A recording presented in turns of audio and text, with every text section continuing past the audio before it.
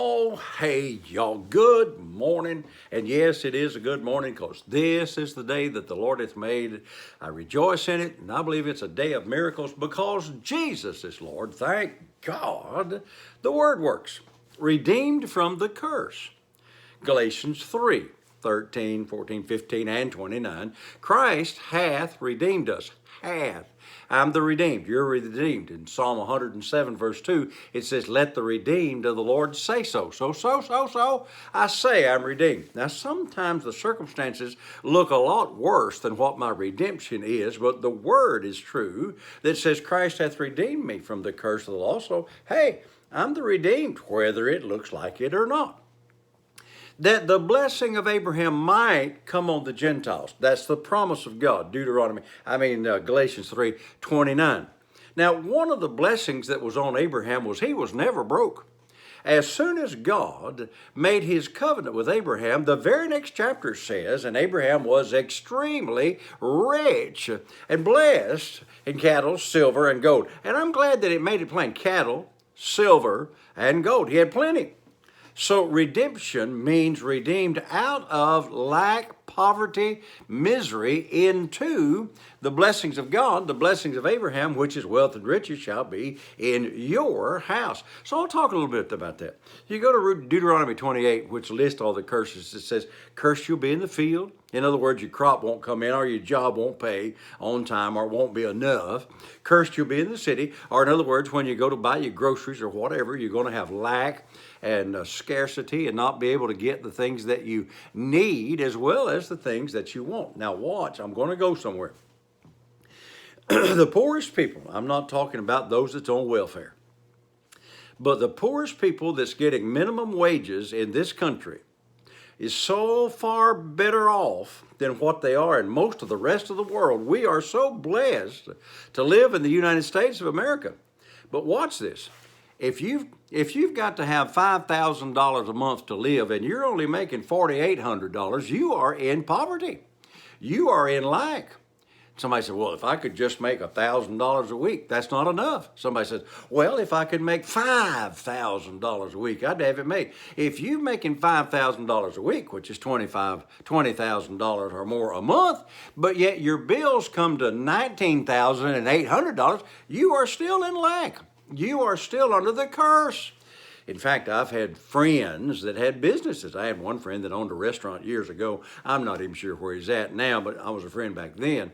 Well, by the time he paid for the stuff that he cooked to serve the customers, by the time he paid the utilities and the building rent, he was taking in $10,000 to $15,000 a week.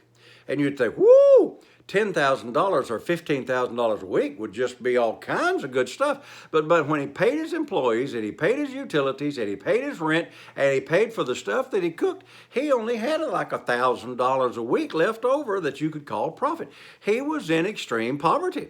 A lot of money went through his hands, but he was still in lack. He was still in poverty. So it doesn't matter how much you bring it in. You have to bring in more than the outgo is if you're going to be quote unquote prosperous. Now, I'm redeemed from not bringing in enough to meet what I have go out. And I've been there. Now, I'm not talking about, 40 years ago. I'm talking about just in the last couple of years that the income wasn't equal to what the outgo was. And some of the bills kept just piling up a few dollars a month here and there. And before I knew it, man, I was thousands of dollars in debt with no way to pay it.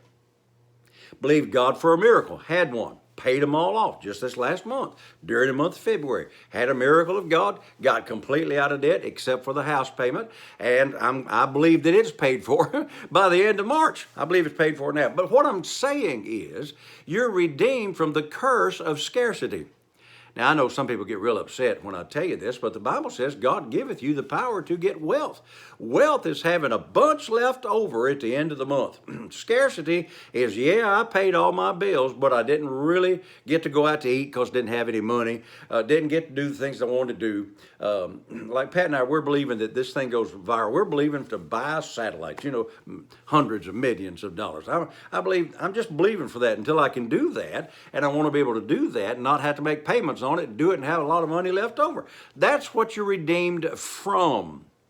Then we're going to talk about next week what you're redeemed into. But another curse there, it says in Deuteronomy 28, verse 45, I think, somewhere along there, it says taking a lot of seed out, but not bring it in, but just a little bit of a harvest. Now, in the spiritual realm, that's being a giver and a tither and sowing to the ministries that you want to sow to, but not getting your hundredfold. And so some of you, and particularly I could talk and call names, have been sowing for years and years and years. I mean, been faithful in your giving to God, faithful in your tithing to your local church, faithful in that, and yet you just barely are getting by. You're in lack, in scarcity.